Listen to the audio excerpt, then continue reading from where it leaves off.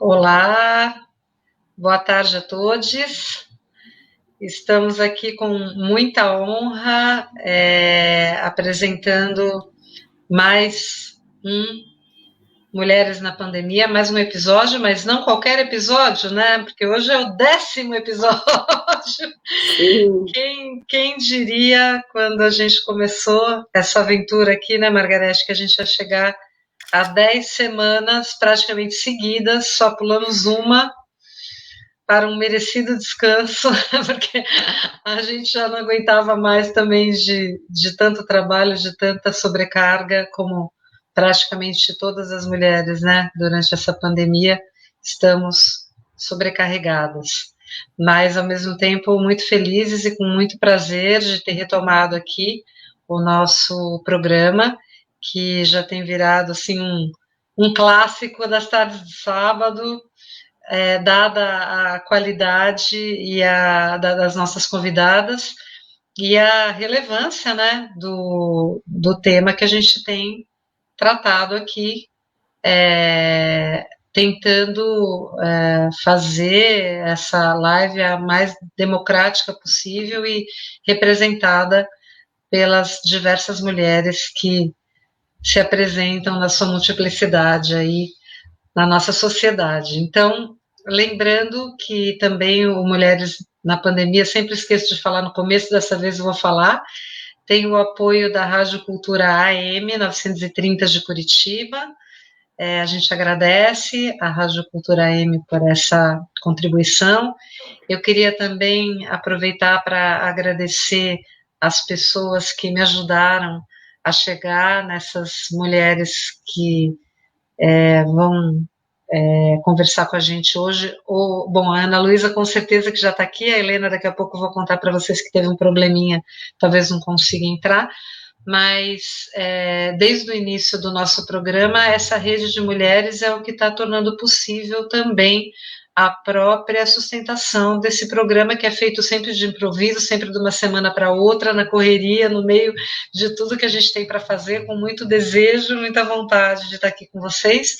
Então, dessa vez, foi o pessoal da Roda da Diversidade, a Joana, o Fran e o Leandro, que me puseram primeiro em contato com algumas pessoas, que levaram a outras,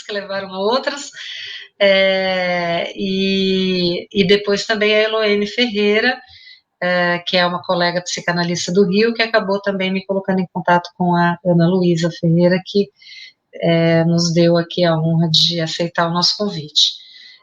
A nossa outra convidada, a Helena, infelizmente teve um problema técnico, caiu a energia na casa dela, ela está tentando resolver e a gente espera muito que ela possa estar aqui com a gente em breve. O Mulheres na Pandemia surgiu justamente dessa urgência, dessa emergência, da gente ter identificado a situação mais vulnerável, mais frágil das mulheres durante essa pandemia.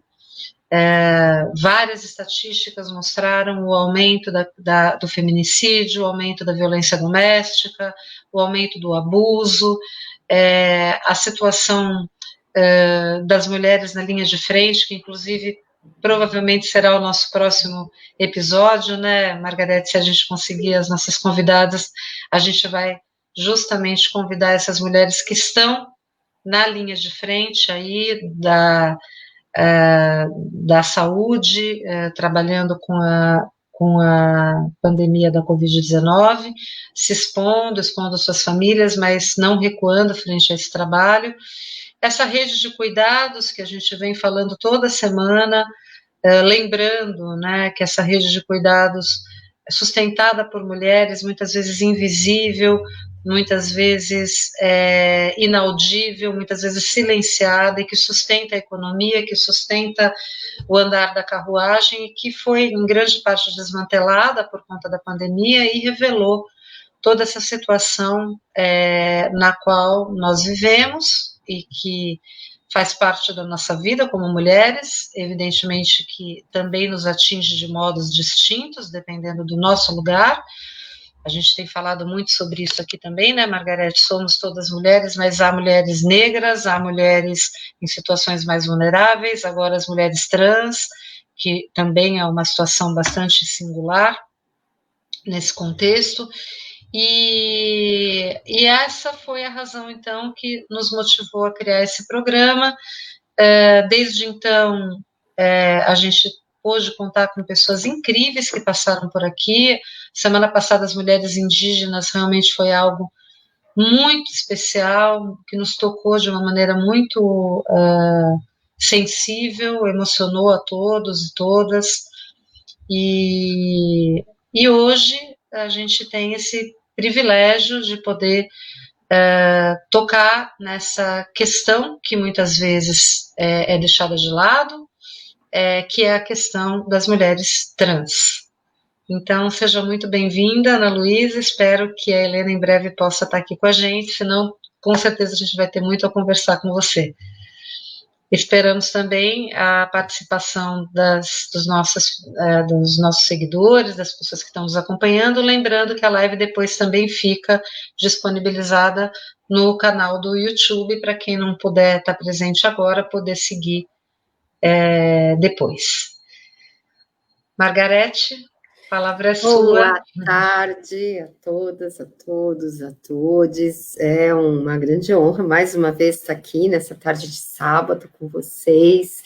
Como bem disse a Ana Laura, já virou a nossa rotina de sábado, né? Esse encontro, e sempre com temas muito importantes. Eu acho que é bem importante dizer que desde o princípio, né, Boa quando tarde a todos. eu e a Ana Laura tivemos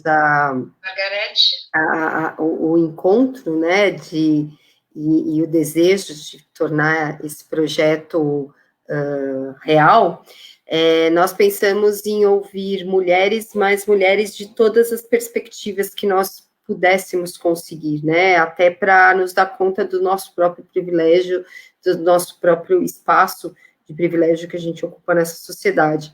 E eu acho que toda semana a gente tem procurado trazer as mais diversas perspectivas. E hoje falar de mulheres trans e com mulheres trans, eu acho que é mais do que um aprendizado, né? Poder ouvir dessas mulheres que estão exatamente numa situação muito diferente da nossa, num país que exclui e mata pessoas trans, um país que não reconhece pessoas trans como corpos que importam. Eu acho que garantir a possibilidade desse espaço é muito importante, né? Então, é uma grande honra estar aqui, Ana Luísa, espero que a Helena também consiga entrar, porque a gente quer ouvi-las, né? Mais do que isso. Os dados de violência no nosso país são assustadores, né? No mundo, de maneira geral, mas o Brasil é o país que mais mata pessoas trans no mundo. A gente tem o desprivilégio, né, a desonra de ocupar esse primeiro lugar no mundo. Né, a expectativa de vida de uma pessoa trans no Brasil é de 35 anos, e segundo dados da União Nacional LGBT, só no ano de 2019, 868 travestis e transexuais foram assassinadas, contando os últimos anos. Esse foi um dado que superou todas as estatísticas. Mais do que isso, não há vagas de emprego para pessoas trans. As pessoas trans normalmente vão para a prostituição como meio de sobrevivência, e isso é consequência, inclusive, da educação, que também é excludente para crianças e adolescentes transexuais. Portanto, esse final infeliz é quase que o único caminho que uma pessoa trans tem a trilhar no Brasil por absoluta falta de política pública, seja de saúde pública, de educação ou mesmo de inserção no mercado de trabalho. Transsexuais e travestis também, além de expulsos da escola e de terem a saúde negada, né, o acesso à saúde pública, tem também, não tem os seus direitos de terem direitos, né? Apesar desse quadro, que é desalentador, eu sou do direito, né, então por isso que talvez eu traga essa perspectiva. Nós, por outro lado, tivemos no ano de 2019 uma decisão histórica do Supremo Tribunal Federal, numa ação, né, que é a ação direta de inconstitucionalidade por omissão, que é a famosa ADI número 26, que historicamente equiparou o crime de homofobia e transfobia, aliás, tornou a homofobia e a transfobia como crime, e crime equiparado ao racismo. Isso significa que é um crime grave, que é inafiançável, que é imprescritível e que é de ação pública. Isso foi um grande avanço que nós tivemos na nossa legislação, longe de ser a solução para os problemas e para a omissão estatal, principalmente em políticas públicas para pessoas trans, mas que possibilita que seja criminalizado, ou seja, que qualquer tipo de transfobia, assim como a homofobia, seja criminalizado e seja um crime grave e sério, né? Então, esse é nosso quadro no país. Evidentemente, nós estamos hoje aqui para ouvi-las, mas é importante que as pessoas saibam que é um grande problema hoje, né, a transfobia no Brasil. Eu acho que a Ana teve um problema de sinal, né? A Ana Luísa, acho que ela está voltando agora. Ana, eu não sei se você me ouviu o final, que eu falei da ação direta de inconstitucionalidade do Supremo, e eu acho que diante desse quadro, né, que é de luta, de tristeza ao mesmo tempo, mas de uma esperança, né, de uma esperança não só jurídica, né, com a decisão do Supremo, mas de uma esperança de que nós possamos, no futuro, e que está muito breve, né, termos realmente uma igualdade entre os gêneros e mais do que isso, né, entre as identidades também. E para isso que a gente está aqui hoje, a gente queria que você se apresentasse, Ana, falasse um pouco de você. Eu acho que mais do que a gente te apresentar, eu acho que é te ouvir um pouco da sua história, um pouco de você e do caminho aí de luta que você trilha. Eu vou fazer a apresentação formal da Ana, rapidinho, em seguida eu vou passar para ela. Então, a Ana Luísa Ferreira é acadêmica de medicina pela UFRJ e ela é coordenadora do projeto Se Liga, que é um projeto contemplado num dos programas da Advocacy da International AIDS Society, a IAS, né? E é também integrante do Comitê Comunitário assessor do projeto Brilhar e Transcender da Fiocruz. Então, vocês vejam que ela está mais do que qualificada para conversar com a gente sobre essa questão aí.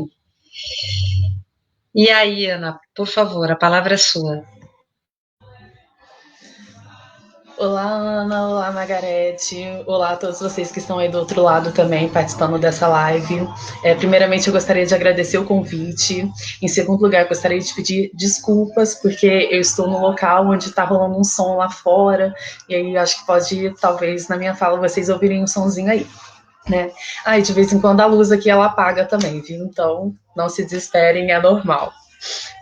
Então, mais uma vez, obrigada pelo convite, obrigada a Eloane, que eu acho que está participando também da live, que fez essa ponte entre eu e vocês, né, e gratidão acima de tudo, gente, muito obrigada mesmo, e dar também os parabéns por justamente vocês incluírem a pauta trans dentro do termo mulheridades, né, que às vezes quando a gente fala de mulher, muita gente associa a mulher a quem tem vagina, e esquece que a gente vive num mundo que é plural, onde existem mulheres com pênis, onde existem mulheres, mesmo que com vagina, mas com próstata. E é bom a gente pensar não só no modelo único de mulher, mas justamente nessa pluralidade, né, que se faz presente não só no nosso país, mas no mundo todo. Então, é isso, eu sou a Ana Luísa. Como a Ana me apresentou, eu sou, né, uma mulher trans, acadêmica de medicina pela Federal do Rio de Janeiro. Né, faço parte de um comitê comunitário assessor de uns projetos da Fiocruz, numa pesquisa onde a gente estuda a relação de interação medicamentosa entre TARV, que é a terapia antirretroviral em mulheres trans, no caso, que é o nosso principal eixo, né, o nosso principal foco do projeto, que são soropositivas e faz o tratamento hormonal, o tratamento antirretroviral, associado à terapia hormonal. A terapia não, a hormonização. A terapia dá uma sensação de que a gente está lidando com uma pessoa que é doente e pessoas trans não são doentes. Né? E também recentemente que eu fui contemplada com esse projeto, né, o Se Liga, onde eu estou desempenhando um projeto de advocacy voltado para a temática do HIV/AIDS, no Brasil, né, em específico aqui no município do Rio de Janeiro, no estado, na verdade, que envolve outras cidades também, da International AIDS Society, né, que é a Sociedade Internacional de AIDS. E é isso. Eu acho que eu vou partir para minha fala, de fato. Né, eu estou um pouquinho nervosa, então às vezes eu vou gaguejar, né, porque por mais que eu já esteja acostumada um pouco a fazer falas, mas eu fico nervosa, mesmo sendo de uma maneira virtual. E assim, eu não estou aqui para ministrar palestrinha, que acho que às vezes eu puxo muito para esse lado, né, mas assim, se eu falar alguma coisa, alguém não entender, quiser tirar alguma dúvida, pode digitar a pergunta aí, que eu estou aqui na parte onde eu estou vendo que as pessoas estão falando, e podem me parar mesmo, podem me interromper, que eu vou falar sem nenhum problema. Que eu acho que o objetivo principal dessas lives é a gente não ficar com dúvidas, e quando aparecer, a gente justamente, né, saná-las. Então é isso. Então, nosso tema de hoje é, né, pessoas trans em relação à pandemia. Eu acho que antes da gente falar um pouco da pandemia, a Margarete, ela trouxe alguns dados muito importantes, né, sobre a população trans, especificamente falando aqui no Brasil. Como ela bem disse, a expectativa de vida de uma pessoa trans aqui no Brasil, ela é aproximadamente 35 anos, enquanto a média da população em geral, né, a média brasileira, varia de 76,3 a 78,3, uma coisa assim, se não me engano, segundo o IBGE. Então, através desse dado que a gente tem, e lembrando que esse dado a gente consegue somente através de algumas organizações, de algumas instituições que, de fato, né, lutam para conseguir esses dados, porque a gente não tem um instituto, né, governamental que tenha todo o aparato e que faz justamente esse levantamento. E a gente conta com a participação de ONGs que justamente fazem esse levantamento com base na realidade que a gente vê por aí. Então, pegando a expectativa de vida de uma população normal, uma população que eu digo não trans, né, uma população que seria cis, e a população trans, a média da expectativa de vida de uma pessoa trans é menos da metade do que a população em geral, que é de 76,3. E por que isso acontece? Né? A Margarete também trouxe um outro dado, que o Brasil, no caso, ele é o país que mais mata travestis e transexuais no mundo, ou seja, ele lidera um ranking mundial. Né? E se a gente for pegar esses levantamentos, a quantidade de óbitos, né, de pessoas trans, o Brasil ele sai disparadamente na frente. Mesmo o México, que vem em segundo lugar, onde tem um alto índice também de transfobia, né, e que está relacionado também com os óbitos, os números são muito exorbitantes, são bem grandes e são muito lá na frente mesmo. E pegando esses dados também, né, esse ano, o ano passado, na verdade, foi, se não me engano, notificada mesmo 124 mortes, né, de pessoas trans aqui no Brasil. Claro que esse número ainda é muito maior, porque a gente ainda tem a questão da subnotificação. Nem todas as pessoas trans, né, ou que se identificam enquanto trans, às vezes que passa por essa questão de transfobia, que é assassinada, nem sempre ela entra para essa contabilidade, porque se for uma pessoa trans, por exemplo, não retificou os documentos, né, não alterou o seu documento para o sexo e para o nome ao qual ela se identifica, ela automaticamente não vai ser contabilizada enquanto uma mulher trans ou travesti, ela vai ser sempre noticiada ou divulgada enquanto um gay afeminado que se vestia de mulher, ou simplesmente um homem, né, que essa é a nossa triste e dura realidade. Né? E aí, pegando todo um aparato, né, da realidade, que acho que eu tenho que aproveitar enquanto sou trans e, de fato, aproveitar esse meu lugar de fala e falar da nossa realidade, que apesar dessa baixa expectativa de vida, né, desses índices de suicídio, não só de suicídio, mas de violência, né, contra as pessoas trans no Brasil, é muito grande, é muito exorbitante, tem também outras questões que envolvem a parte social, né, que envolve questões familiares, que envolve a dificuldade no acesso formal de trabalho, a dificuldade da gente utilizar o banheiro com o gênero ao qual a gente se identifica, que são outras demandas e que na maioria das vezes as pessoas trans, infelizmente, elas também são barradas, né? Quando eu falo da questão familiar, para vocês terem uma ideia, no caso de mulheres trans e travestis, na maioria dos dados, né, que a gente tem, uma pessoa trans, quando se auto-identifica, né, quando ela se identifica enquanto trans ou travesti, ela, na maioria das vezes, é expulsa de casa aos 12, 13 anos. Então, imagina uma pessoa com 12, 13 anos sendo expulsa de casa e não ter esse aparato familiar, não ter esse elo familiar. E a gente tem que levar em consideração toda essa questão, né, da família mesmo, né, do que pode contribuir positivamente ou também negativamente nesse processo, não só envolvendo a questão trans, mas em todos os outros sentidos de vida, né, na questão de escolaridade, que vai afetar também, na questão da entrada no mercado formal de trabalho e muitas outras demandas, né. E aí, dando continuidade, né, eu, quando geralmente costumo falar sobre essas dificuldades, eu parto primeiro da questão familiar, da segunda, a questão educacional, que a partir do momento que eu também não tenho um aparato familiar, não tenho um local onde eu possa dormir tranquilamente, onde eu possa comer, onde eu possa dormir, imagina na escola, uma pessoa se identificando enquanto trans ou travesti, a dificuldade que ela vai ter em usar o banheiro de acordo com o gênero ao qual ela se identifica, né? O não respeito e também a barreira por parte dos profissionais, dos professores em si, falar e utilizar o nome social, que é o nome pelo qual as travestis transexuais querem ser chamadas, para justamente evitar qualquer tipo de constrangimento, né?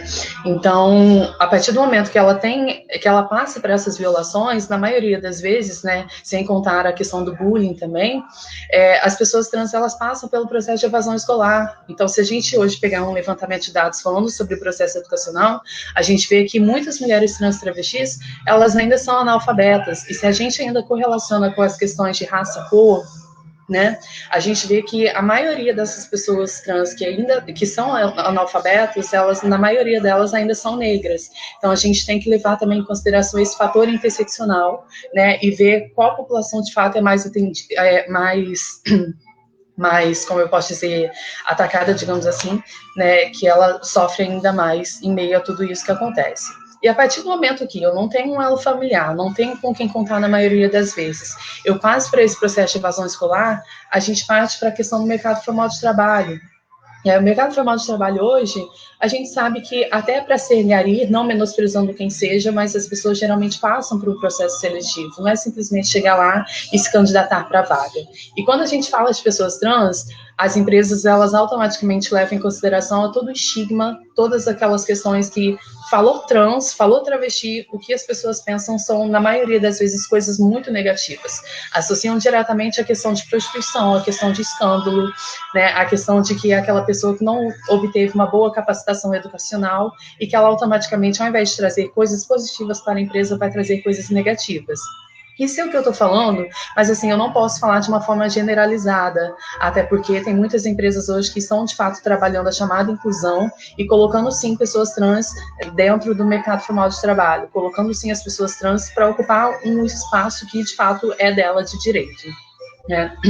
Mas a gente sabe que a realidade das pessoas trans em entrarem no mercado formal de trabalho é muito baixa. A ANTRA, que é a Associação Nacional de Travestis Transsexuais, ela divulgou um dado que menos de 8% das pessoas trans conseguem acessar, de fato, o mercado formal de trabalho.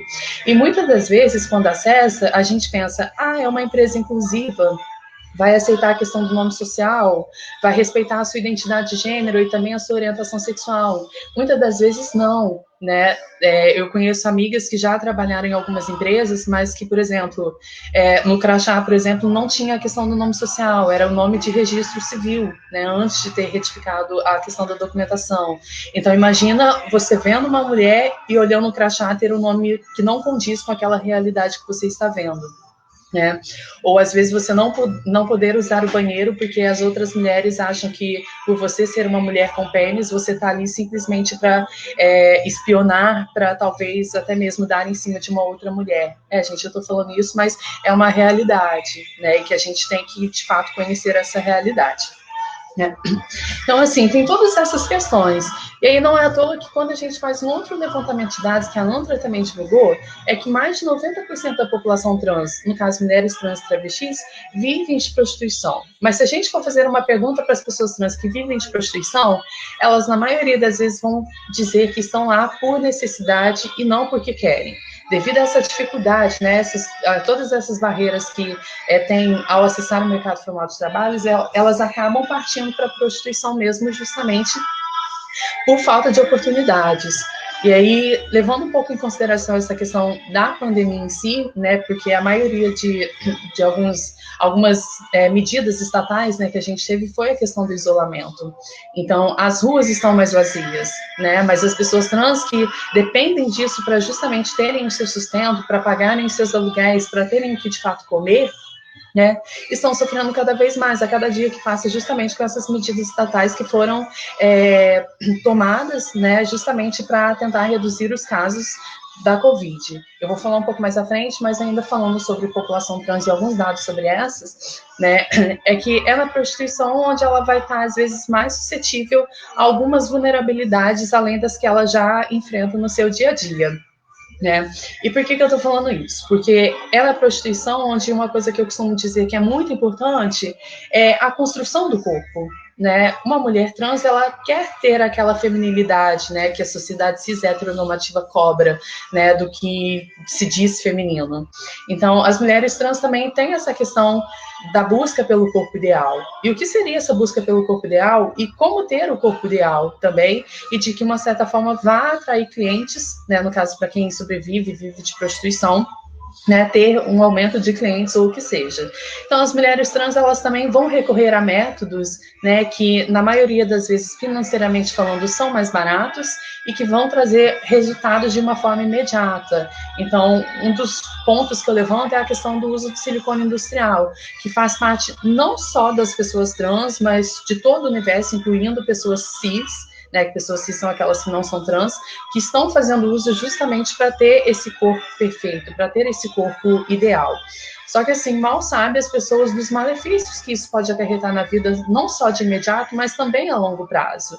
Que é uma coisa que o Conselho Federal de Medicina, ele diz que não é uma prática legal, é ilegal, né? É praticamente uma violação que você está fazendo contra o seu próprio corpo, porque é um material que você está introduzindo, que ele tem a probabilidade de migrar para outras regiões do corpo, né? Ele pode causar quadros de infecções, pode necrosar aquele tecido onde foi aplicado, onde foi injetado. Então, assim, são muitas questões, sem contar também, né, já que eu estou muito relacionada com a questão do HIV/AIDS, também dos índices, né, de novas infecções sexualmente transmissíveis, incluindo o HIV, que também prevalece e aumenta a cada dia que passa no meio trans. Né? E por que eu estou falando isso? Porque quando as pessoas trans começam praticamente a ter os seus problemas de saúde, elas recorrem a quem? Ao SUS, o nosso Sistema Único de Saúde. Só que é no SUS que, ao invés de pegar essa pessoa que está passando por algum tipo de necessidade envolvendo o seu quadro clínico, né, de saúde, são onde essas pessoas elas acabam passando por outras barreiras institucionais e onde, às vezes, elas terem o atendimento acolhedor, é o que a gente, de fato, enquanto profissional e futura profissional, a gente tem que fazer na prática. Isso não acontece. Muitas das vezes as mulheres trans, ao entrar numa unidade básica de saúde, uma clínica de família que seja, ela já não tem a sua identidade de gênero ou o seu nome social respeitado, mesmo sendo uma política pública existente desde 2009 que fala e ressalta sobre essa importância do nome social, né? E até mesmo uma pessoa trans que alterou seus documentos, mas que às vezes até tem o seu nome ali respeitado, mas não tem a sua identidade e a sua orientação respeitada, né? E o quão esse processo de não respeito por essa sua identidade, pelo seu nome, ele afeta e exclui, faz com que a pessoa, às vezes, mesmo tendo necessidade de ter um atendimento, ela vá embora, né? Então, assim, a gente hoje, dentro das universidades, eu falo por experiência própria, a gente não tem disciplinas específicas que abordem as questões de gênero, não só as questões de gênero, mas que abordem questões que são minoritárias. A gente não tem disciplinas específicas que falem sobre população negra, que fale sobre população trans, que fale sobre população indígena, que fale sobre população ribeirinha e muitas outras que são minorias. Então, a gente não fala especificamente e das especificidades dessas populações. Então, assim, que tipo de profissionais as universidades estão formando hoje em dia? né? E aí forma aquele tipo de profissional que aí lá na frente, numa clínica de família, atende uma população trans, uma pessoa trans que seja, e, meu Deus, e agora? O que eu vou fazer? Eu não sei como lidar. Tem que ir diretamente para o processo transexualizador, que é onde essa pessoa vai ter um aparato, né? E aí, quando eu falo de processo transexualizador, é uma política existente para as pessoas trans no SUS, só que é uma política que, ao meu ver, é uma política normatizadora, higienizadora e ainda por cima sexista. Por quê? O processo transexualizador, para quem não sabe, nada mais é do que um atendimento psicológico e psiquiátrico de no mínimo 2 anos, que é o que o Conselho Federal de Medicina exige, né, de uma pessoa trans, que ela tenha esse acompanhamento, o acompanhamento hormonal, que seja realizado geralmente, na maioria das vezes, com o endócrino, e, no final de tudo, para quem tem a necessidade, a vontade, a cirurgia de redesignação sexual. Por que eu falo que é normatizador esse processo? Ele, primeiramente, ele foi feito para enquadrar as pessoas numa lógica, num ideal binário. E quando eu falo binário, binário de gênero, que seria o masculino e feminino. Ou seja, uma pessoa que se identifica enquanto trans, ela não pode ser trans. Ou ela vai partir para o masculino, ou ela vai partir para o feminino. Então, ele justamente vai normatizar os corpos. E aí, a partir do momento que normatiza nessa lógica binária, vai ser higienista. Por quê? E as travestis? Porque as travestis são aquelas que não se identificam nem enquanto homem, nem enquanto mulher. São as travestis, é uma identidade política nossa aqui do Brasil. Então, a gente não pode fazer um apagamento dessa identidade. Só que esse processo, ele é justamente, a partir do momento que ele vem normatizando os corpos em masculino e feminino, ele vem com essa lógica, com essa ideia higienista e tentar excluir o termo travesti, o que não pode acontecer de jeito nenhum. E ainda por cima é sexista, porque se você não tem aquela aparência feminina ou masculina, você não é considerado o verdadeiro ou a verdadeira transexual, né? E aí, consequentemente, se você é a falsa transexual, você não dá continuidade ao processo, você não consegue ter acesso à terapia hormonal e, consequentemente, à cirurgia de redesignação sexual.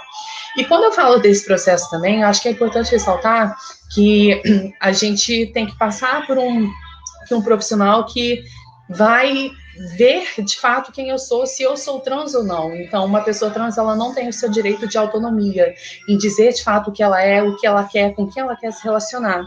E muitas das vezes tem mulheres trans que, às vezes, numa consulta, ela até vai já com uma receita de bolo pronta, né? E quando eu digo uma receita de bolo pronta, é aquela mulher trans que ela já vai com uma roupa que, de fato, o profissional que atendê-la não vai achar que ela, né, não se veste, não se entende enquanto uma mulher.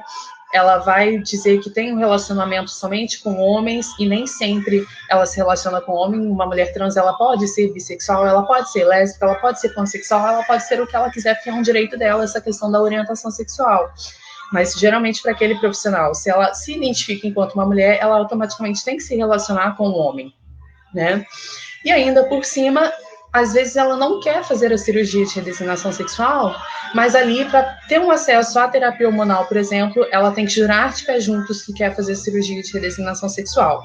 E aí, quando a gente fala de saúde mental e pega essa realidade que acontece dentro do próprio processo, que era para, de fato, acolher as pessoas trans, né, a gente vê que a saúde mental é uma questão pouco discutida e ainda pautada numa questão de cirurgia. Mas será que todas as pessoas trans querem fazer cirurgia de redesignação? Será que uma pessoa trans, ela só vai ser feliz, ter a sua total autonomia a partir do momento que ela fazer a cirurgia, né? Então são coisas que a gente tem que repensar, né? É algo que muitas das vezes o profissional só pensa que a pessoa trans é aquela que vai procurar o sistema de saúde em busca de hormônios e cirurgia, e não é bem isso, porque uma pessoa trans, acima de tudo, ela é uma pessoa. E como qualquer outra, ela tem seus problemas de base também, como uma crise hipertensiva, como uma unha encravada, ou uma dor de cabeça, uma cefaleia, né? Então, assim, ela é pessoa como qualquer outra, e ela deve, sim, procurar o Sistema Único de Saúde, que é um direito dela, né? Então, fica essas questões, essas barreiras também institucionais que justamente vedam o acesso das pessoas trans. E aí, voltando no assunto de pandemia, né, porque, igual eu estava falando, muitos dos profissionais acham que as pessoas trans só procuram o sistema de saúde justamente por essa questão de hormônio, terapia, de hormônio e de cirurgia. Mas não. Tem a questão do silicone industrial, que é algo importante, mas também que os profissionais não recebem uma capacitação sobre. né? Os profissionais não recebem uma capacitação em como lidar com as pessoas trans no atendimento, o que eu devo abordar, como abordar, né? O que eu devo pautar, né? E como eu vou, de fato, atender essa pessoa trans que está chegando ali. Então, correlacionando com a questão da pandemia, como eu falei um pouquinho antes, né? Uma das medidas estatais, né, que a gente está tendo é a questão do isolamento social. E aí, a partir do momento que a gente está passando por esse quadro de isolamento, né, agora tá algumas coisas, pelo menos aqui no Rio, estão reabrindo, o movimento na rua está voltando um pouco ao que era antes, mas ainda vai demorar a chegar esse andamento praticamente total igual antes, né? A gente vê a dificuldade que é das pessoas trans, porque assim, mesmo tendo que se isolar dentro de casa, né, mesmo tendo que tomar essas medidas preventivas em relação ao Covid, né, tem pessoas trans que ainda estão indo para as ruas. E aí, a partir do momento que o fluxo de pessoas é menor, né, a probabilidade, às vezes, ela passar por algum tipo de violência é maior. E segundo dados também que a ANTRA lançou esse ano, o número de violência contra pessoas trans, ele aumentou em relação aos anos anteriores. Aumentou drasticamente, mesmo sendo período de pandemia, mesmo as pessoas tendo que passar por essa questão de isolamento social. Né? E aí eu levanto uma pauta também que quando a gente fala de isolamento, a gente tem que pensar nos tipos, tem que enquadrar um pouquinho a realidade de algumas pessoas trans. A gente tem que pensar, primeiramente, naquelas pessoas que ainda não se identificaram enquanto trans, mas sabem que são trans, mas que ainda vivem com a família, e aí sabe que se assumir pode passar por algum tipo de transfobia e vai ser expulsa. Então, imagina uma pessoa trans que ainda não se identificou enquanto trans, mas passa por um processo de sofrimento familiar. Quando eu digo sofrimento, é aquele onde a família às vezes não aceita a questão, né? Onde a família vai expulsar se a pessoa se identificar enquanto trans. Então, imagina o sofrimento que essa pessoa, nesse período de isolamento social, está passando dentro de casa.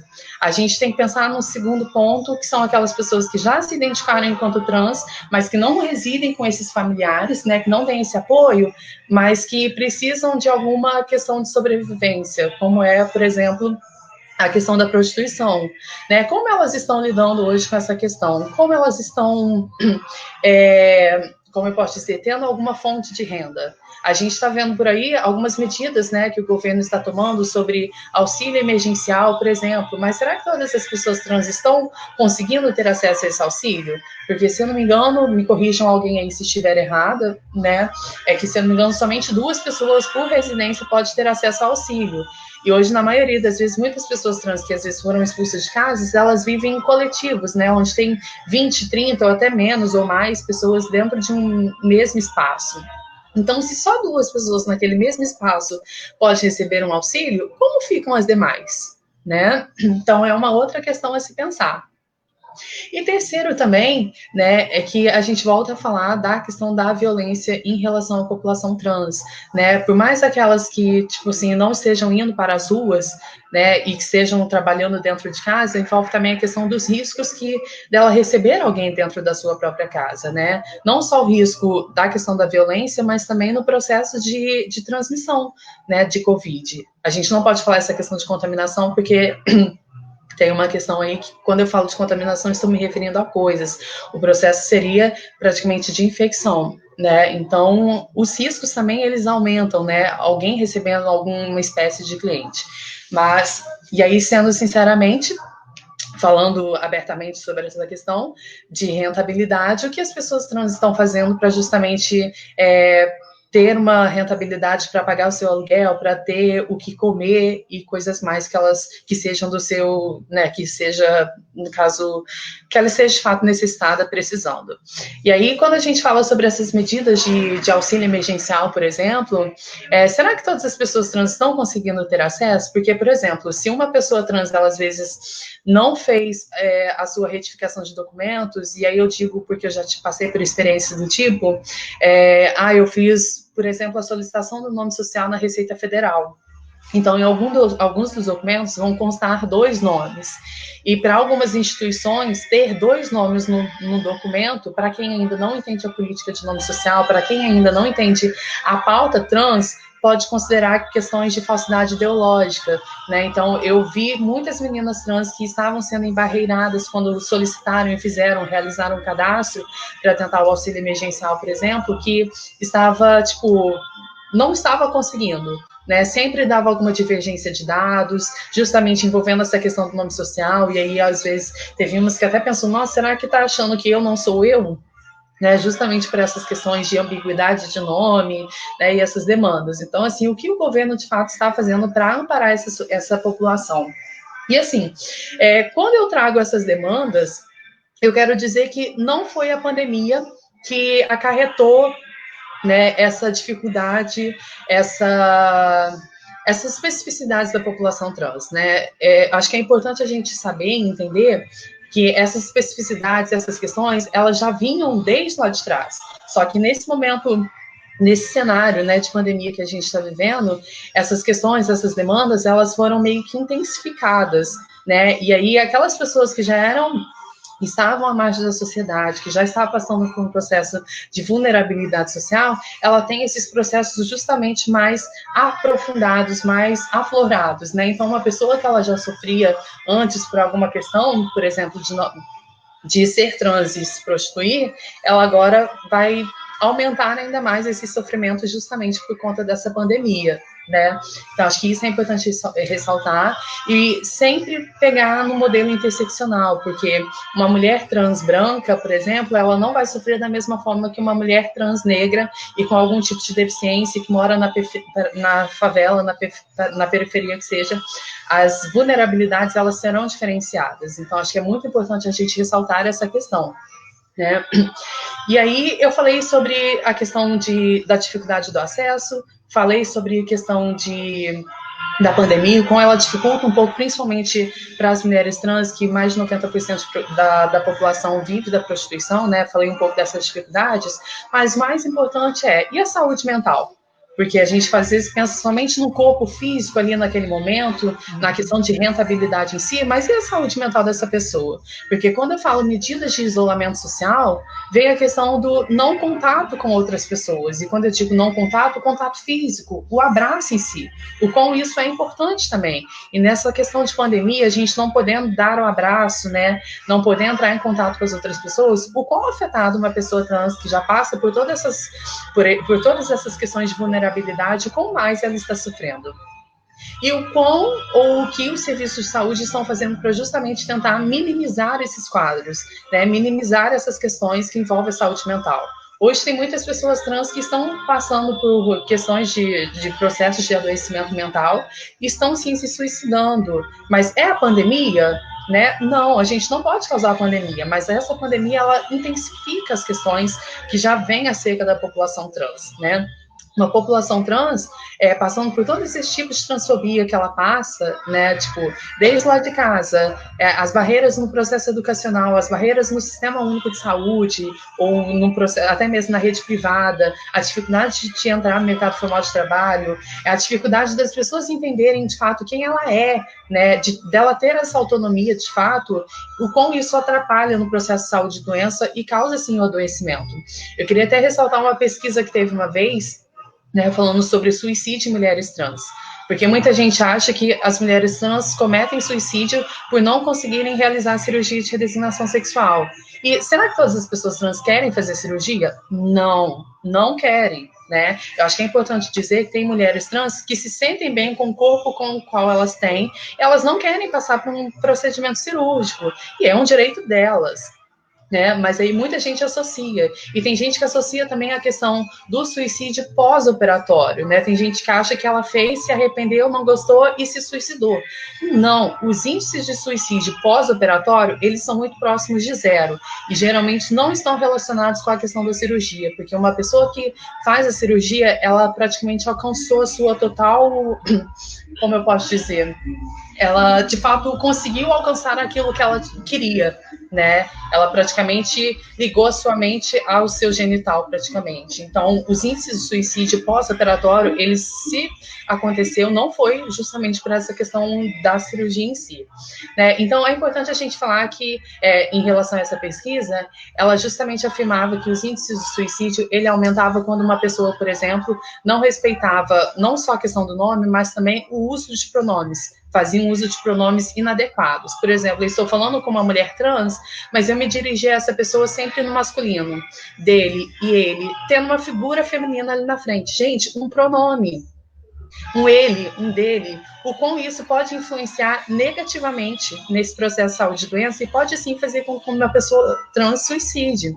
Né? A gente está chegando aí em setembro, né? E setembro é considerado o mês de falar sobre o Setembro Amarelo, o mês de falar sobre a prevenção ao suicídio. Então, acho que é importante a gente ressaltar e levantar essa pauta e falar um pouco sobre essa especificidade. E, assim, esquecer também essas rotulações, né? Esquecer um pouco dessa questão que homem é quem tem o pênis e mulher é quem tem vagina, porque acho que quando a gente pensa muito nessa lógica binária, a gente está afadado a cometer gafes, a gente está afadado a cometer tipos de opressões. Né? E acho que é importante a gente saber também que nem todo mundo sabe tudo. Eu sou trans, mas eu também não sei tudo sobre o universo trans. Eu mesmo sendo trans, eu gosto de falar que eu já fui chamada de transfóbica por uma outra pessoa trans. Né? E eu falo isso abertamente porque eu também não sei tudo sobre o universo trans. Eu acho que a cada dia que vai passando, eu vou aprendendo uma coisinha nova. Né? Então, acho que é muito importante a gente ter isso em mente e não só abordar uma vez ou outra, mas trazer para o nosso dia a dia e fazer com que as pessoas que estejam ao nosso redor também reflitam um pouquinho sobre essa população, entendam um pouco das demandas específicas. E, tipo assim, não precisa fazer aquela tempestade no copo d'água. Aparecer uma pessoa trans, simplesmente trate-a com respeito. E eu acho que quando a gente fala sobre essa mulheridade, né, no nosso país, que é miscigenado, a gente tem que realmente pensar em N tipos de mulheres. Como dizia Beauvoir, né, Simone? Não se nasce mulher, torna-se, né? Mas o que é tornar-se mulher? E quem é a mulher? É aquela que nasce com vagina e útero?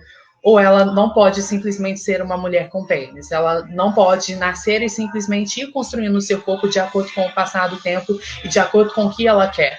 Então, acho que é bom a gente, principalmente nessa questão de pandemia, onde a gente está ficando mais em casa, trabalhando mais de casa, passar por um momento de reflexão e justamente pensar um pouco nessas questões do que é ser mulher, do que é o feminino, né?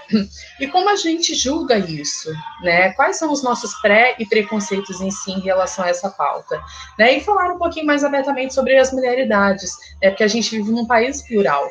Então, pensar além dessa lógica binária que eu falei e fico ressaltando a todo momento. Né? Eu não sei se alguém quer falar alguma coisa, porque assim, tem muita coisa a ser falada, mas eu não sei se alguém quer que eu aborde algum tema em específico, né? Um pouco mais. Ana, Margarete. Ana, sim? Eu queria pegar uma caroninha aí numa coisa que você falou que eu acho que é bem importante, né? Eu vou fechar seu microfone só para daqui a pouco eu já abro, tá?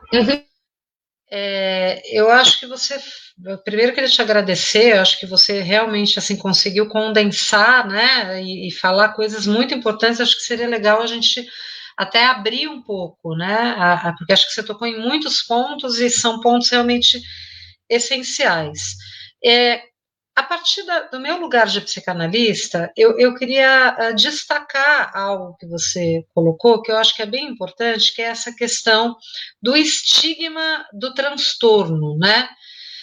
A gente não pode esquecer, isso é uma coisa assim, às vezes as pessoas esquecem e às vezes desconhecem que foi só o ano passado, né, que a Organização Mundial de Saúde oficializou, se não me engano, na 72ª Assembleia Mundial da Saúde em Genebra, a retirada da classificação da transexualidade como transtorno mental no CID-11, né? Ou seja, até o CID-10, isso já tinha sido, a decisão já tinha sido tomada em 2018, mas foi só em 2019 que foi referendada.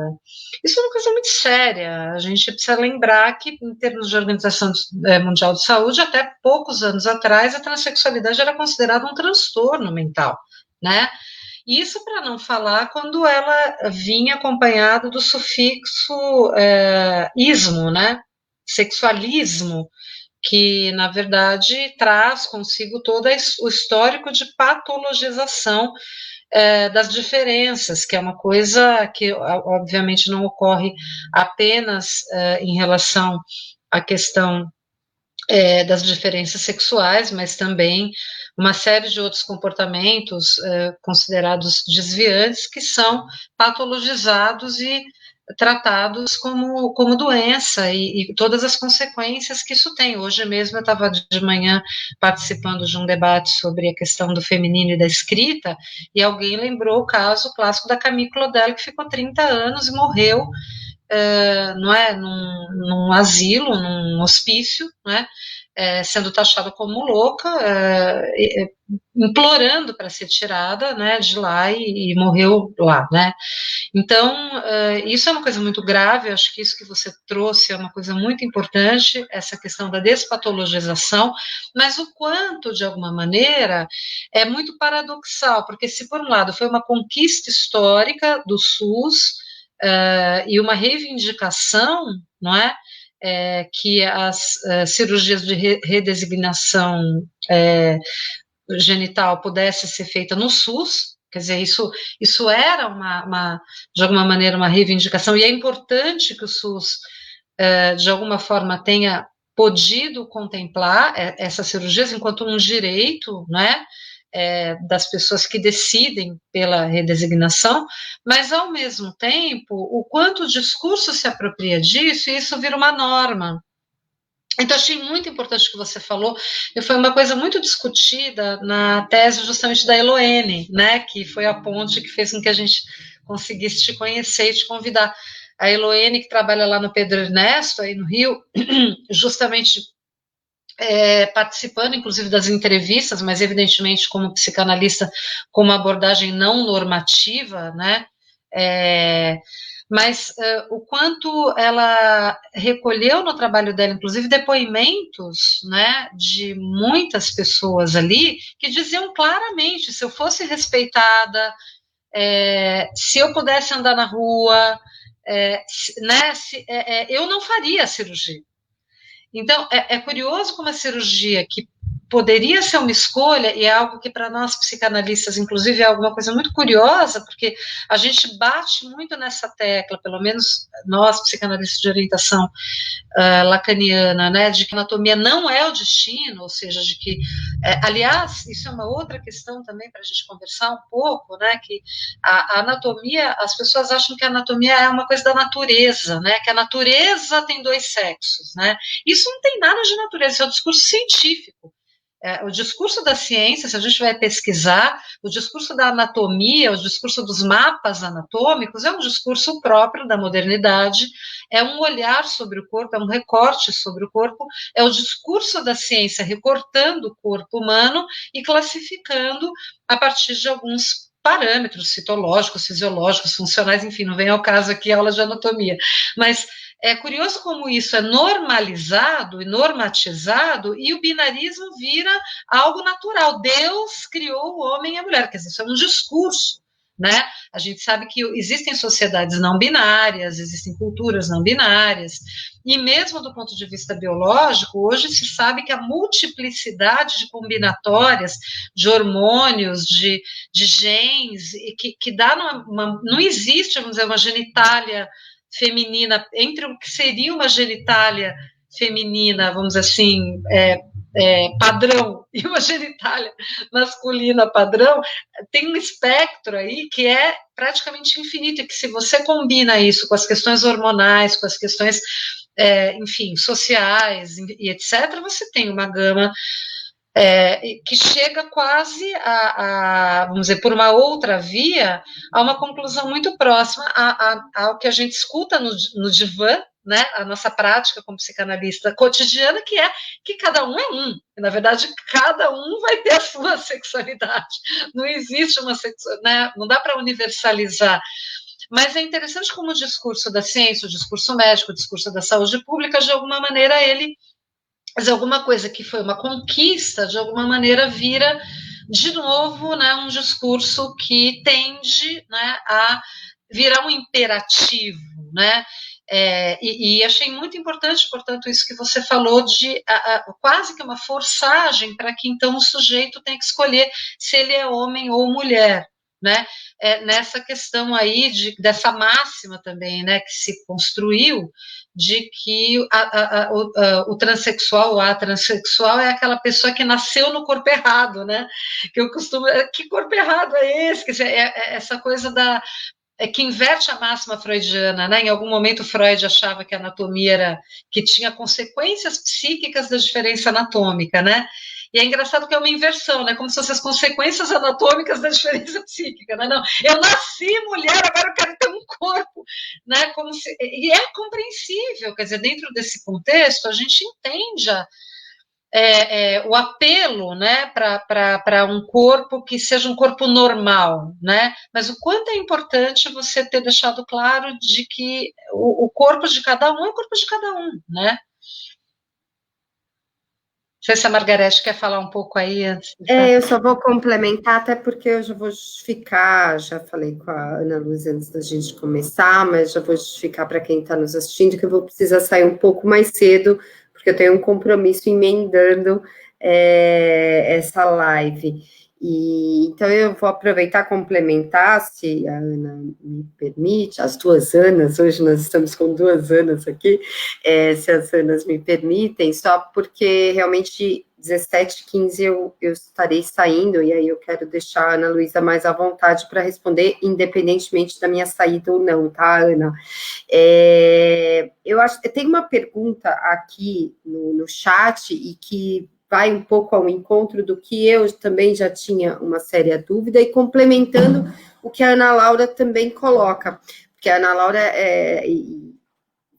puxando o gancho também da Ana Luísa, fala da normatização, né, da normatização do binarismo, como se o binarismo fosse algo que fosse o natural, ou humano, né, e isso acompanha a gente desde que a gente faz o primeiro ultrassom de um bebê, né, que o médico vai dizer, é menino ou menina, né, e se é menina, o enxoval vai ser X, se é menino, vai ser Y, e o X e o Y aqui não é nada biológico, mas é verdade, né, então, assim, e aquela definição que o médico, ele dá naquele momento que o bebê nasce, né, então você sempre está delegando para um segundo, para uma segunda pessoa, né, as definições sobre gênero, né, então o médico, ele vai olhar para aquele órgão sexual e ele vai dizer, é menino, é menina, e aí o pai e a mãe vão dar um nome para essa designação que foi um médico que deu, né, seja no ultrassom, seja lá no momento do parto, e quanto isso já é opressor naquele instante para aquela pessoa, né, que na verdade é aquele bebezinho, ele não sabe o que ele não tem nenhuma noção ainda, né, mas um terceiro está designando. E eu falo que eu aproveito o chat, porque tem uma pessoa aqui no chat que fala sobre a cirurgia de redesignação, e que é imprescindível um laudo de alguns profissionais. Aqui ele fala do laudo psicológico, mas a gente sabe que não é só o psicológico, né? Tem o laudo médico, do endocrinologista, enfim, é uma série de laudos que a legislação exige. E aí eu queria saber da Ana Luísa o que ela acha disso, se a gente também não está terceirizando mais uma vez a permissão da cirurgia de redesignação, ou o processo de hormonização, e aí, né, então, que é algo que vem lá dessa definição binária desde o nascimento, e também, né, a possibilidade dessa terceirização de novo, para outros profissionais dizerem se aquela pessoa deve ou não passar por esse processo de redesignação sexual. Eu falo do campo do direito, diferente de vocês, né, e aí eu quero só complementar, porque eu vou sair, se você pudesse, Ana Luísa, falar para a gente um pouco do nome social e do nome civil, e aí só para explicar para as pessoas que estão nos assistindo, acho que o nosso público aqui, majoritariamente, ele vem da psicanálise, ele vem da saúde, né, a diferença de nome social e de nome civil, e o quanto nós avançamos dentro da legislação brasileira, né, e aí na minha primeira fala, eu falo que a gente é um país que nos desonra em sermos campeões em transfobia, em homofobia, em assassinatos de pessoas transexuais e travestis, mas, por outro lado, nós somos um país que, em matéria de legislação, nós temos avançado. Evidentemente, a passos lentos, porque muitas dessas coisas foram conquistadas não em legislação, mas em decisões judiciais.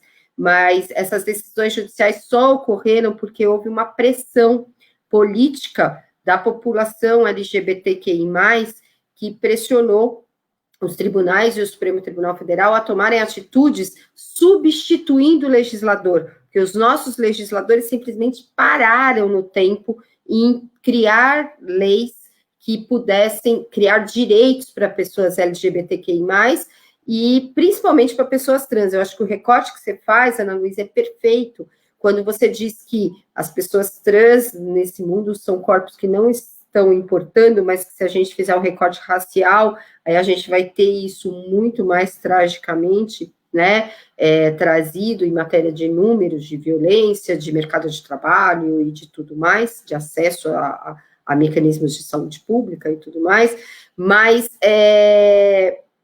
a questão do nome, sem dúvida, é uma questão muito importante, né? E hoje, em matéria de avanço de legislação, quer dizer, a gente teve um processo de, primeiro, permitir que o nome social existisse independentemente da cirurgia de redesignação sexual, o que já impõe uma carga menor de obrigatoriedade da cirurgia, porque só para que vocês tenham uma ideia, há 5 anos atrás só era possível ter o nome no documento quando se fizesse a cirurgia, então já era uma forma coercitiva de obrigar que as pessoas trans fizessem a cirurgia para ter direito ao nome, e ter direito ao nome é algo que é direito fundamental de um ser humano, ter um nome que a pessoa se identifique, porque o constrangimento de uma pessoa que tinha um corpo de mulher e que tinha no seu documento o nome de um homem era tamanho para acesso a qualquer coisa, desde coisas simples, que é chegar num hospital e ser atendido porque estava com febre, até coisas mais complexas, como subir num avião, por exemplo, né? Então, ter um nome é muito importante. O segundo passo foi permitir que o nome social fosse dado independentemente da cirurgia, né? E aí era nome social. O que é isso? O nome civil continuava sendo o mesmo, e esse nome social era trazido no documento como um nome, um segundo nome. Hoje nós estamos num avanço maior, é possível a modificação do assento civil, ou seja, o nome de nascimento não aparece mais no documento. Essa pessoa não fica mais estigmatizada com aquele nome que foi dado pelo pai, pela mãe no momento do nascimento, que tinha a ver com outro gênero, e não o gênero do qual essa pessoa se identifica. Isso é mais do que importante, porque ela não carrega mais essa história de um nome do qual ela não se identifica e não aceita. O direito, ele caminhou por aí, eu repito, isso não é lei, isso são decisões judiciais, mas que o Conselho Nacional de Justiça hoje obriga os cartórios de registro civil trazerem, e que traz uma consequência, a não obrigatoriedade das cirurgias, né? Então, eu queria só se você pudesse comentar um pouco sobre o nome social, o nome civil, a importância disso, e sobre essa coisa de terceirizar para o outro sempre, né? A designação de gênero que não é necessariamente aquele que a pessoa se identifica, e que pode ser binário e pode não ser binário, né? Nós temos pessoas que são não binárias, que não querem ser nem homens, nem mulheres, ou não pretendem se autodesignar, ou ora na vida, né? A gente viu isso de algumas pessoas conhecidas, né? Que acho que a mais conhecida aqui no estudo de gênero é hoje a Paul Preciado, né? Mas que por muito tempo ela ficou, hoje ele, né? Mas era Paul Beatrice.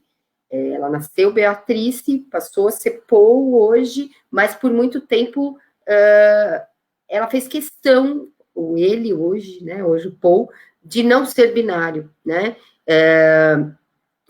a Lineker também passou por esse processo de, por um período, não querer ser binário, e tem pessoas não binárias mesmo, que não pretendem fazer essa escolha, né, e quanto o binarismo assim como eu acho que a orientação sexual de ser lésbica, ou ser gay, ou ser hétero, é uma imposição muito opressora, né? Por que as pessoas têm tanto que se autodefinirem e quanto a sociedade cobra isso como definição, mesmo dentro de um campo progressista, de entender que existem transexuais, não só cis, existem héteros e lésbicas e gays, mas essa obrigatoriedade de definição. Falei demais, mas é porque eu vou embora e eu tô com dor no coração, mas vou te ouvir ainda um pouco. Margarete, obrigada por trazer, né, toda essa questão e essas informações também. Então, vamos lá. O nome civil, né, é aquele que, no caso, aconteceu quando eu nasci e os meus pais me registraram. Ele vai estar de acordo, tanto o gênero quanto o nome, de acordo com o que o médico disse ao ver a questão genital. Opa, nasceu com pênis, é um homem. Nasceu com uma vagina, é uma menina. Né? E aí tem uma outra questão que acho que é importante, eu não vou entrar em detalhes, mas só ressaltar aqui, que é a questão das pessoas intersexo, né, ou as pessoas que nascem com uma genitália ambígua.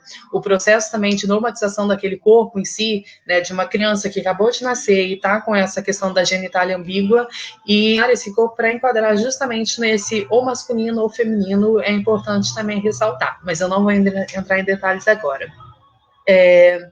E o nome civil nada mais é do que essa questão, né? O pai, a criança nasceu, o médico falou é menino ou menina, e os pais automaticamente registram, e o sexo vai ser de acordo com aquilo que o médico também falou.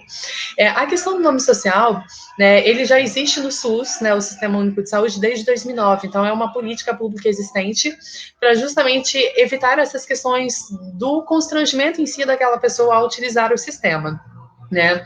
Em 2016, para quem não sabe o nome social, ele é uma política existente que vai justamente fazer com que aquela pessoa que se identifique enquanto trans utilize um nome ao qual ela se identifica para evitar justamente esse tipo de constrangimento. Em 2016, a Dilma ela decretou que o uso do nome social ele fosse utilizado em outras instâncias além do SUS. Né, porque antes, apesar de ser uma política existente no SUS, mas e as pessoas trans que queriam, às vezes, entrar dentro da universidade, mas ser chamada e vista pelo seu nome social e não pelo nome de registro civil? Então, isso foi muito importante, ela utilizou esse decreto em 2016, não lembro agora qual foi, mas foi em abril de 2016. Então, vinha essa problemática, né, porque na questão da documentação em si, vinha o nome de registro civil, né, no seu tamanho legal, e logo abaixo, nome social / apelido, né, e o nome embaixo num tamanho menor. Isso é chato, porque uma pessoa que pega um documento e vê 2 nomes, opa, peraí, por que 2 nomes num documento? Né? Então, isso já era uma questão problemática. E o segundo é que nome social é uma coisa e apelido é outra. E o nome social, no caso daquela pessoa, sempre estava atrelado no campo apelido. E assim, eu posso ter um nome social Ana Luísa e um apelido Ana Lu, ou Lulu, ou Aninha, ou qualquer outro que seja. Então, as pessoas confundem muito nome social com apelido e são coisas totalmente diferentes. A gente vê o caso aí da Xuxa, por exemplo. O nome da Xuxa não é Xuxa, mas o apelido dela é Xuxa. Né? E no caso das pessoas trans, o nome social é uma coisa, é o nome pelo qual ela quer ser chamada, e o apelido é outro, né? Então, acho que é importante a gente ressaltar isso, que são coisas distintas, mas que, para a gente no SUS, está dentro de um mesmo campo, mas que a gente tem que desmistificar isso, que eu posso ter um nome social X e um apelido XY. Né? E uma outra vitória que a gente teve devido à questão das lutas mesmo, né, da própria população LGBT foi em 2018, que o STF justamente decidiu que uma pessoa trans, ela justamente poderia alterar os seus documentos sem passar pelo crivo de um psiquiatra para ter um laudo, porque antes, igual você mesma falou, a pessoa que quisesse fazer essa alteração, essa retificação documental, para alterar também o gênero, ela tinha que automaticamente passar pela cirurgia de redesignação sexual. E aí, se fosse uma pessoa trans que não quisesse fazer cirurgia, ela nunca ia ter o direito de alterar o nome dela? Então, assim, era uma questão problemática. Então, em 2018, a gente teve esse grande avanço, né, das pessoas que não precisavam passar pelo crivo de um psiquiatra. Então, a pessoa trans, ela poderia usufruir da sua total autonomia, ela poderia dizer quem de fato ela era e simplesmente ir num cartório e fazer a solicitação para alterar e retificar os documentos. Lembrando que alterava não somente o nome, mas também o gênero, porque antes, às vezes, alterava nome e gênero só se fizesse cirurgia, e eu tenho amigas que ela conseguia alterar, às vezes, o nome, mas não alterava o gênero, né? Então, imagina a questão, ter um nome feminino, mas um gênero masculino, né? Então, era uma outra problemática também. Então, hoje, uma pessoa trans, se ela de fato quiser fazer a sua alteração de documentos, ela não precisa ter um laudo psiquiátrico ou psicológico, ela não precisa se submeter a uma cirurgia de redesignação sexual. Ela simplesmente vai no seu cartório onde foi registrado e solicita pela questão da retificação. Eu acho que é importante falar que por trás de tudo isso, né, foi um avanço, foi uma vitória, mas por trás de todo esse processo de retificação, de alteração, há gastos. E aí a gente pegando essa realidade da dificuldade também das pessoas trans em acessarem, né, das pessoas trans terem, de fato, essa rentabilidade, né, muitas delas, às vezes, não conseguem passar por esse processo justamente pelo alto custo que é, dependendo da sua localização geográfica. Então, em alguns lugares, a gente até conta com o apoio de algumas instituições, né, que justamente geram aquelas questões de hipossuficiência, né, aquelas, eu não sei o nome que se dá exatamente, talvez você possa falar o termo correto, mas que justamente ajuda com que a pessoa trans fique isenta daquelas taxas, né, e eu tô falando isso porque tem pessoas trans que realmente não conseguem, de fato, fazer essa alteração justamente pelos gastos que se tem. E uma outra problemática que eu levanto é que a gente não tem um sistema que, tipo, eu alterei a minha certidão de nascimento, então todos os meus outros documentos automaticamente serão alterados. Não é assim. A gente altera a certidão, depois a gente tem que ir na Receita para alterar a CPF, a gente tem que ir na Polícia Civil para alterar o RG, a gente tem que ir no serviço eleitoral para estar fazendo a alteração no documento eleitoral. Se for uma pessoa que teve carteira de trabalho assinada antes, ela não só tem que mudar a carteira, mas também tem que fazer alteração para a questão de PIS, de NIT, de FGTS, tudo isso, para ela não perder e usufruir futuramente, né, daquilo que ela já teve na carteira assinada, ela tem que fazer essa mudança. Então, essa descentralização também dos serviços dificulta muito também esse processo da alteração civil, né, mas hoje está muito mais fácil em relação a antes, a gente pode, de fato, colocar em prática a nossa questão da autonomia, a gente pode dizer, de fato, se eu quero ou não, e a gente tem essa questão da decisão pelo nome.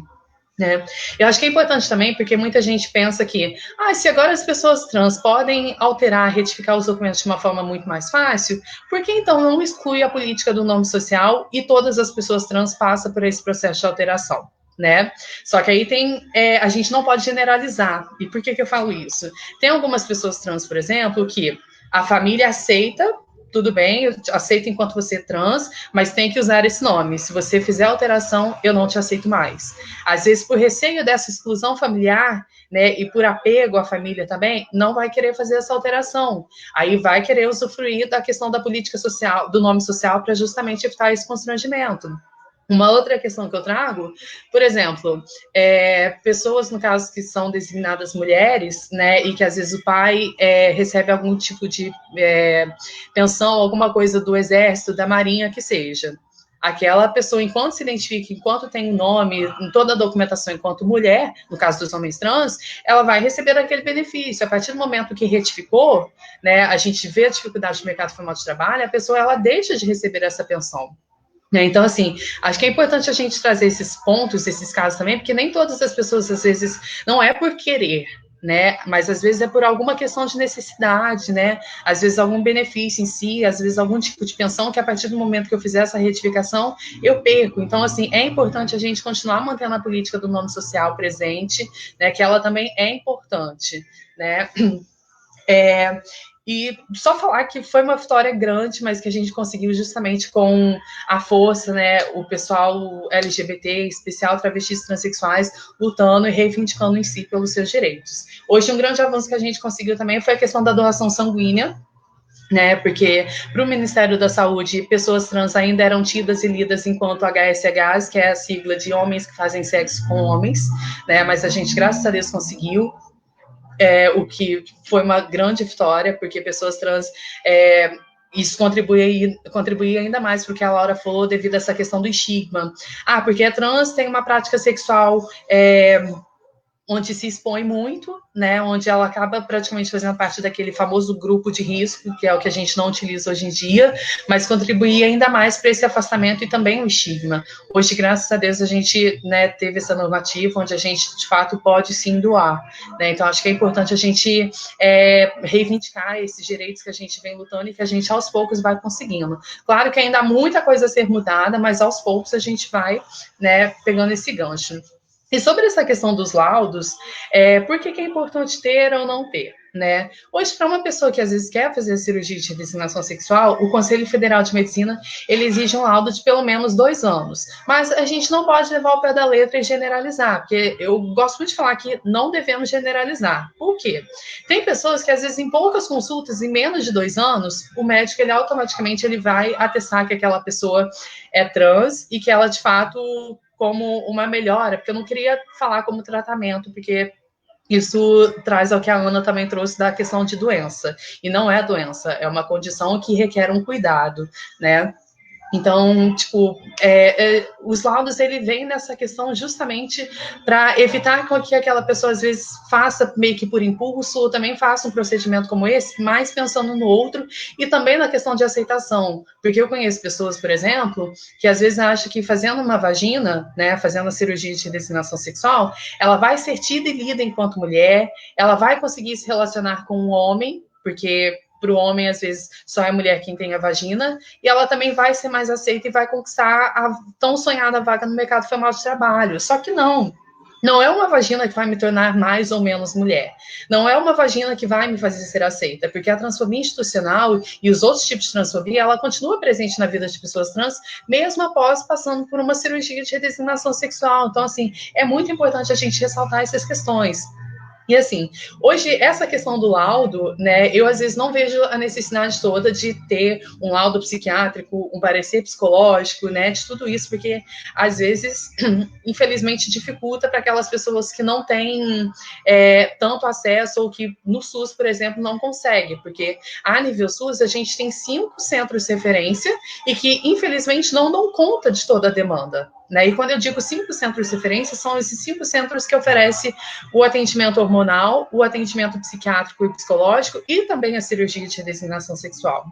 Então, assim, são poucos centros e de maneira descentralizada, porque a região norte, por exemplo, não tem nenhum e a região sudeste tem 2, né? Então, assim, é descentralizada e que, infelizmente, não dá conta de toda a demanda, né? Ainda vem todos esses vieses da falta de capacitação profissional, né?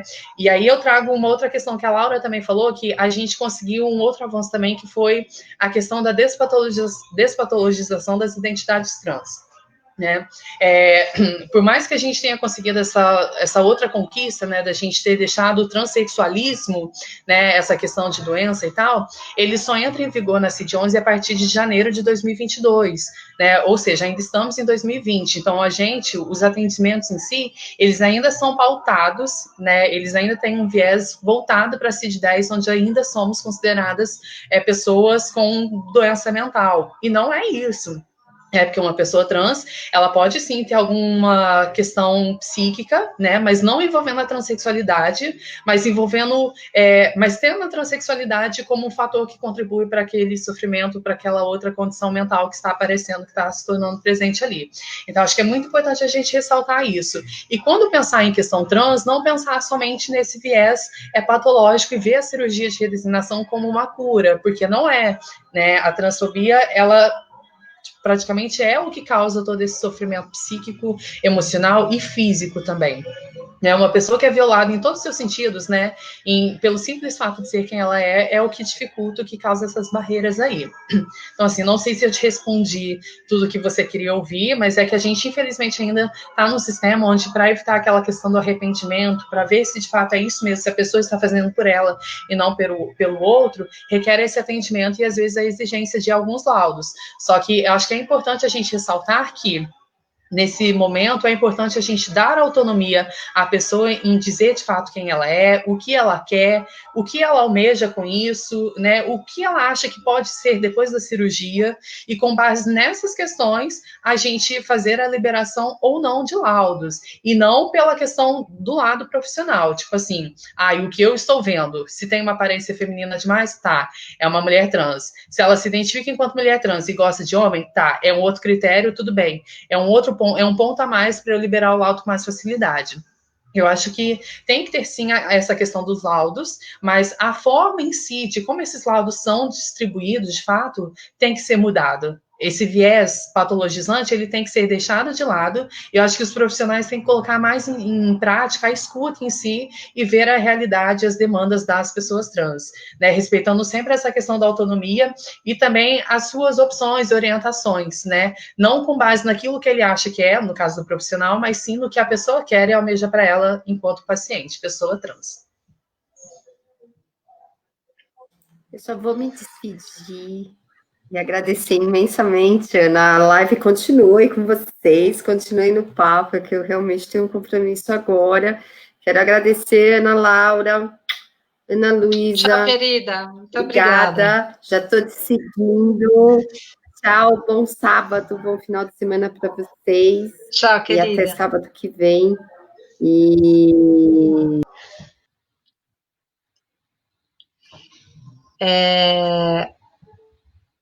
Ana, eu queria, se a gente pudesse ficar mais uns 10 minutinhos, que eu queria que você ainda falasse um pouquinho mais sobre um outro ponto que eu achei também muito importante, que você falou sobre a questão da marginalização, né?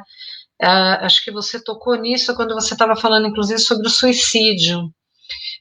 O quanto há muito estigma em relação a isso também, né? Porque, como você falou, é quase que um lugar comum dizer que o suicídio é porque a pessoa ficou infeliz com a cirurgia, ou porque, né, então tá vendo como tem um transtorno mesmo, né, tá vendo como tem um problema psíquico, e o quanto muitas vezes é negligenciada eu achei tão importante, né, a Margarete trouxe isso também, essa questão do nome, somos seres de linguagem, somos simbólicos, vivemos na sociedade, ou seja, a importância do nome, da nomeação, eu achei muito interessante você ter destacado isso, e essa questão da marginalização, que muitas vezes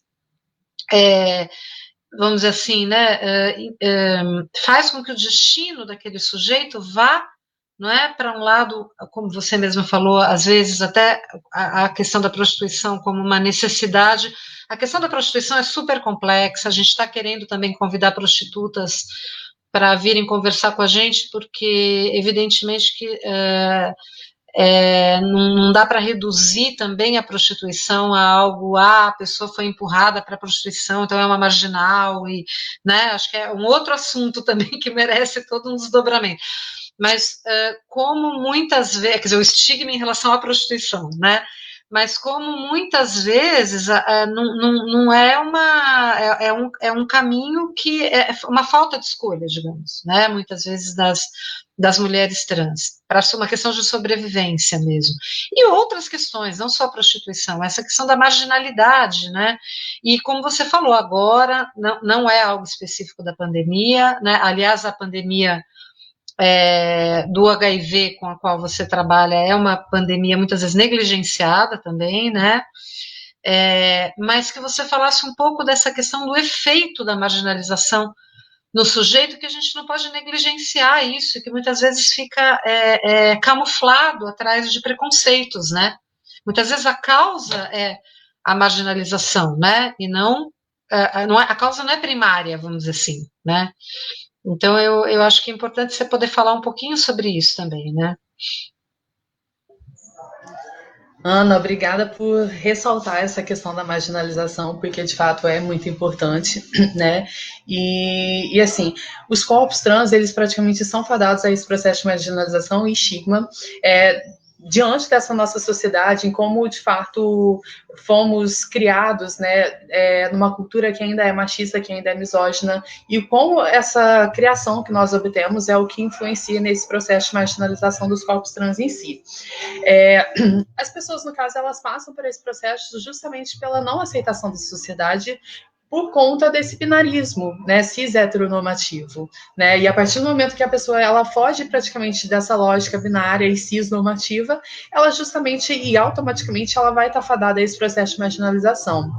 E aí, mais uma vez, eu ressalto que não é porque a pessoa quer, ou, tipo, aconteça algum outro fator. É realmente a sociedade que a coloca nesse lugar marginal, que a coloca, de fato, nesse quadro, nessa questão estigmatizante, né? Então, é algo que mais parte do outro, né, que geralmente não é trans, do que nós trans, né? Nós somos colocadas nesse lugar marginal, mas não é algo que por sermos trans e que automaticamente temos de ir para lá, né? Até porque vemos exemplos aí de pessoas que tentam fugir dessa lógica, tentam fugir dessa marginalização e tenta, de fato, ocupar espaço na sociedade. Quantas pessoas trans a gente está vendo aí hoje que estão se formando, que estão se graduando, e mesmo assim, tipo, apesar de ser um mérito, apesar de ser muito legal dessa pessoa conquistar, né, essa vitória, de vencer barreiras e tal, ela mesmo assim, mesmo tendo N diplomas, muitas das vezes ela ainda é colocada nesse lugar marginal. Eu, daqui a alguns anos, eu me formo em medicina, mas, tipo, eu tenho certo receio de, às vezes, de algum paciente negar ser atendido por mim pelo fato de ser trans, né? Pelo simples fato de ser trans. Eu tenho receio disso, sabe? Eu tenho amigas trans também que já são formadas na área e também tem esse receio, porque a gente nunca sabe o que o outro vai achar e tal. E aí, uma coisa que eu acho que é muito importante, que eu acho que eu não falei tanto, mas é a questão da passabilidade, né? O que, tipo, para quem não entende o que é a passabilidade, por exemplo, às vezes é uma pessoa trans, mas ela, às vezes, é tida e lida tão feminina de uma forma que a sociedade, às vezes, não reconhece enquanto trans. Ela meio que passa batido. Né? Desculpa falar dessa forma esdrúxula, né? Dessa forma meio que escrota para alguns, mas eu acho que é a de mais fácil entendimento, né? Então, a partir do momento que ela não é reconhecida enquanto trans, que ela se passa por cis, ela vai estar, tipo, ela vai ser mais aceita, ela vai ser mais respeitada, ela não vai passar por esse processo de transfobia. Só que até que ponto alcançar essa possibilidade é saudável, né? E aí, mais uma vez, eu volto a falar sobre a saúde mental, porque essa busca também por esse corpo, para alcançar essa passabilidade e sofrer menos transfobia, também traz traumas, também traz sofrimentos mentais e psíquicos. Né? Porque a gente, por exemplo, fala da construção de corpos trans, mas a gente não tem um modelo trans a ser seguido. A gente sempre se enquadra, a gente tem como modelo praticamente mulheres, mas que quando a gente vai ver, não são mulheres trans, são mulheres cis, né? E assim, há diferenças entre corpos cis e trans. E aí, muitas das vezes, né, a busca por ter aquele corpo ideal causa esse sim sofrimento mental e psíquico, e físico também, né? Que um acaba interferindo sobre o outro. E aí, associado a todas essas transfobias que a gente vê na nossa sociedade, e esse quadro de marginalização, né? Não sei se eu... Sim, é exatamente isso. Eu te agradeço. Eu acho que isso é algo que diz respeito mesmo a corpos marginalizados, né? A gente vai provavelmente fazer uma live também com mulheres com deficiência, né? Mas é muito interessante a gente perceber isso também. Sempre algo que, como você falou, né? O passar batido, né? Como se fosse possível se disfarçar, se não é tão evidente, né? E isso acho que acontece no racismo também, né? Tem todo esse debate sobre o branqueamento, né? Que também traz à tona essa questão, quer dizer, daquilo que é da visibilidade do estigma, né? Aquilo que você porta, que você traz no corpo, essa marca corporal que de alguma maneira torna indisfarçável a sua condição, e o quanto isso é paradoxal, né? Porque é como se a sociedade de alguma maneira forçasse a um certo enquadramento para um lado, para o outro, né? Para que pudesse, se você puder classificar, todo mundo fica tranquilo, né? E tudo bem. Tudo bem, entre aspas, né? Tudo bem para o preconceito, para a manutenção do status quo e da ordem vigente e tudo mais, né? E Ana, me fala um pouco assim, como é que você podia falar um pouco para a gente nesse momento, né? Quais são as medidas que estão sendo tomadas? Como que o movimento, né, tá se mobilizando para, de alguma maneira, oferecer alguma rede de sustentação, né? Algum tipo de mobilização, vamos dizer assim, né, dada essa situação mais vulnerável das pessoas trans, mais especificamente das mulheres trans, aqui o recorte que a gente está fazendo hoje, né? Como eu já falei um pouco, né, na minha fala, a gente não tem um aparato governamental que vai dar uma certa...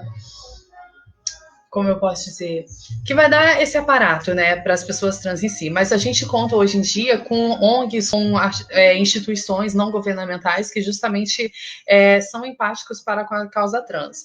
A ANTRA, por exemplo, que, né, torno a repetir, falar sobre ela, que é a Associação Nacional de Travestis Transsexuais, né, ela que justamente faz um levantamento e mapeamento dessas questões das violências que acontecem, né, entre as mulheres trans, e, inclusive, recentemente, eles fizeram uma cartilha, né, alertando, de as pessoas trans que são profissionais do sexo e a relação com o Covid, né, o que fazer, como tá, tomando cuidados para que, de uma certa forma, não se exponha ao risco, né, para que evite, no caso, o contato com outras pessoas e também, estava orientando, eu não cheguei a ler essa cartilha, mas estava orientando um pouco, falando sobre a questão de trabalhar em plataformas, por exemplo,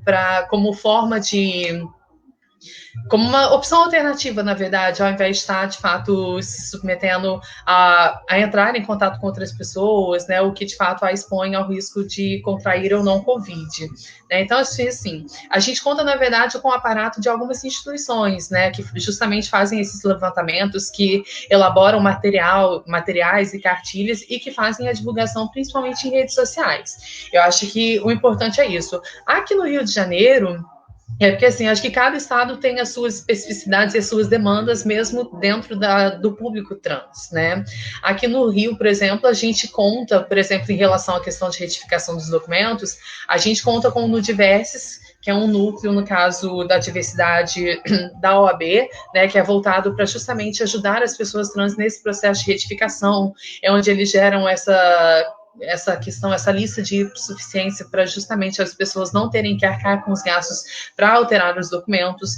A gente conta, por exemplo, com redes a Casa NEM, por exemplo, que é uma espécie de abrigo, né, e de acolhimento para as pessoas que estão em estado de vulnerabilidade, para quem às vezes está na rua e que não tem um local para onde ir, né. A gente tem o Prepara NEM em Niterói, né, que é uma forma de fazer com que as pessoas trans que queiram entrar dentro das universidades tenham, de fato, um aparato de capacitação, né, voltado para Enem, para vestibulares, para justamente estar conseguindo realizar essa vontade, esse desejo. Então, assim, eu acho que as redes, elas são muito importantes, principalmente nessa questão de Covid, né? E principalmente em redes onde envolva essa discussão, essa questão da saúde mental em si. Porque a gente pensa tanto na saúde física, na questão de humanização, na questão de rentabilidade, a questão da prostituição, e a gente às vezes deixa um pouco de lado essa questão da saúde mental. E eu acho que no período que a gente está vivendo, falar sobre essas questões, levantar pautas, né, estreitar esses laços, mesmo que de forma virtual, é muito importante, se faz muito importante no momento. Né? Então, acho que é muito importante isso, mas eu acho que aqui no Rio eu posso dar como exemplo essas questões, né, essas redes que a gente vai construindo aos poucos com base nas demandas que vão, de fato, aparecendo. Mas a ANTRA, né, como eu falei, torno a repetir, é uma organização governamental, né, e ela, dá todo um aparato e suporte sobre essa questão da transfobia em si, sobre essa questão do processo educacional, sobre questões também, através das cartilhas, como eu falei, de rentabilidade em meio a essa pandemia, o que as pessoas podem estar fazendo de forma alternativa para não se submeterem às ruas, praticamente, como lidar com questões de transfobia e, inclusive, trabalha também com capacitação de profissionais, porque não adianta só as pessoas trans se informarem e os profissionais que vão atender, de fato, essas pessoas trans não se capacitarem também. Então, acho que é muito importante trabalhar em cima dessa mão dupla, né? Eu entendo enquanto trans, mas eu, enquanto futura profissional, também tenho que entender um pouco para poder, de fato, contribuir para o atendimento e para a melhora, e não para piorar a questão principalmente de saúde mental dessa população. Então, a criação dessas redes se faz muito importante nesse momento. Eu só vi um comentário que acho que estava falando sobre a exigência de documento psicológico, né, que não necessariamente porque geralmente pede, não é bem um laudo, é um parecer psicológico, justamente alegando sobre essas questões e não confirmando, atestando o CID, porque geralmente quem dá essa questão do CID né? Geralmente é o psiquiatra, porque é a psiquiatria que tem essa mania de categorização, de colocar as pessoas dentro da caixinha, né? Então isso, inclusive essa questão da transexualidade, né? Que inclusive muita gente acha que a transexual é aquela que faz a cirurgia e a travesti não faz. Foi a própria medicina, em especial a psiquiatria, que veio com essa categorização, né? E que inclusive causa aquela dúvida, é trans, é travesti, o que é um, o que é outro, né? E principalmente no meio trans, né? Então assim, acho que é importante ressaltar que é a psiquiatria em si que vem justamente com essa mania categorizadora, né, para colocar as pessoas dentro das caixinhas, né, e eu acho que a gente tem que meio que fugir um pouquinho dessas questões e respeitar as pessoas enquanto indivíduos, enquanto pessoas cheias de autonomia e de direitos, né, em dizer de fato quem elas são e o que elas querem. Cheia de direitos e cheia de desejos. Também. Fora da caixinha. Fora da caixinha. É isso aí. Bom, muito obrigada, viu? Queria agradecer a sua presença, foi muito importante. Acho que deu tempo também de você falar bastante. Eu fui colocando aqui nos comentários todas as referências aqui que você foi falando. Aqui em São Paulo a gente tem a Casa Chama também. Tem a Casa 1, né? Que a Joana vai em São Paulo, né? Como? Se não me engano, a Casa 1 em São Paulo, né? Sim. Eu acho que é importante justamente essa criação de redes e também em atitudes, né, por algumas pessoas em questão de ajudar de fato a população LGBT.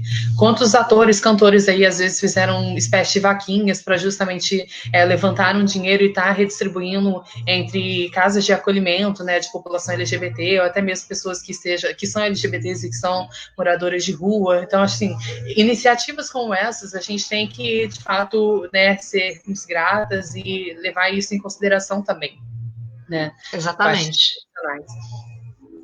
Bom, eu super te agradeço. Eu queria dizer que o Mulheres na Pandemia volta no próximo sábado às 16 horas.